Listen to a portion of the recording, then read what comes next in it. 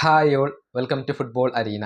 Pre ക്വാർട്ടറിൽ ഒരു കിടിലൻ പോരാട്ടം ഫുട്ബോൾ ആരാധകരെ കാത്തിരിക്കുന്നുണ്ട്. യൂറോപ്യൻ കരുത്തരായ സ്പെയിനും പോർച്ചുഗലും തമ്മിൽ ഏറ്റുമുട്ടുകയാണ്. നാളെ അർദ്ധരാത്രി ഇന്ത്യൻ സമയം 12:30 ഈ മത്സരം നടക്കുക.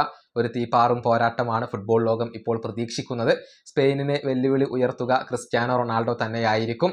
അദ്ദേഹത്തെ എങ്ങനെ തടയും? ഇത് കഴിഞ്ഞ ദിവസം സ്പാനിഷ് ഗോൾ കീപ്പറായ ഉനൈ സിമോണിനോട് ചോദിച്ചിരുന്നു.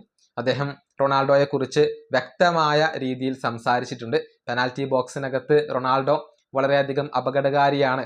അതുകൊണ്ട് തന്നെ റൊണാൾഡോയെ പെനാൽറ്റി ബോക്സിൽ നിന്നും പരമാവധി അകറ്റി നിർത്തും എന്നാണ് ഇപ്പോൾ ഉനൈ സിമോൺ പറഞ്ഞിട്ടുള്ളത്.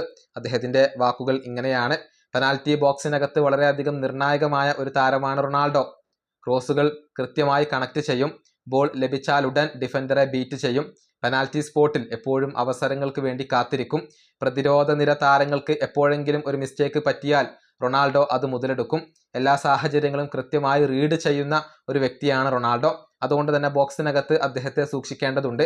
പെനാൽറ്റി ഏരിയയിൽ നിന്നും പരമാവധി അദ്ദേഹത്തെ മാറ്റി നിർത്തുക, അതാണ് ഞങ്ങളുടെ ലക്ഷ്യം. ഓടുന്നതിലും സ്പേസുകൾ കണ്ടെത്തുന്നതിലും റൊണാൾഡോ മിടുക്കനാണ്. മാത്രമല്ല നല്ല ഫിനിഷിംഗ് കപ്പാസിറ്റി അദ്ദേഹത്തിനുണ്ട്. ഫസ്റ്റ് ടച്ചിൽ തന്നെ ഫിനിഷ് ചെയ്യാനുള്ള ഒരു കഴിവ് റൊണാൾഡോക്കുണ്ട്. ഞങ്ങളുടെ പെനാൽറ്റി ബോക്സിലേക്ക് റൊണാൾഡോ വരുന്നത് പരമാവധി തടഞ്ഞു നിർത്തുക, അതാണ് ഞങ്ങളുടെ ലക്ഷ്യം.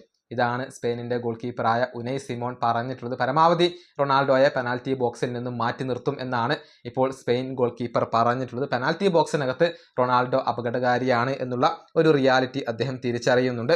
ഏതായാലും ക്രിസ്ത്യാനോ റൊണാൾഡോ കഴിഞ്ഞ മത്സരത്തിൽ ഒരു പെനാൽറ്റി ഗോൾ നേടിയിരുന്നു. പക്ഷെ അതിനേക്കാൾ മികച്ച ഒരു പ്രകടനം അദ്ദേഹത്തിൽ നിന്നും ആരാധകർ പ്രതീക്ഷിക്കുന്നുണ്ട്.